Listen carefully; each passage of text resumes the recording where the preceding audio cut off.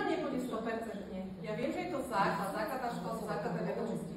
Ale my nikdy nebudeme všetci dobrí. Aj v matematike, aj v slovenčine, aj v biológii, aj v geografii, aj v niečom priemerný. A keď si zoberieme krivku, najviac úspešní ľudia sú trojkári. Tu to začína. Tu začína aj proces učenia sa.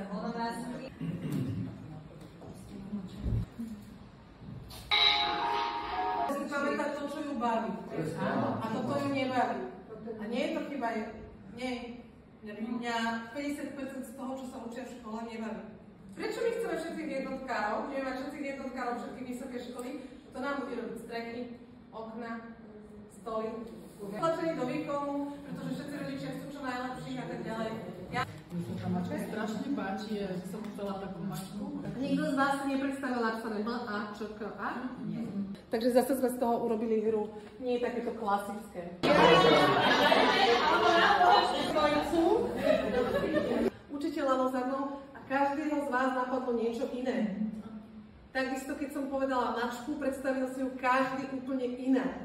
A keď necháme ten priestor na tie poznámky a kreativitu tým deťom, aj akým spôsobom sa to naučiť, tak zabezpečíme väčšiu motiváciu a kvalitnejšie uchovanie informácií.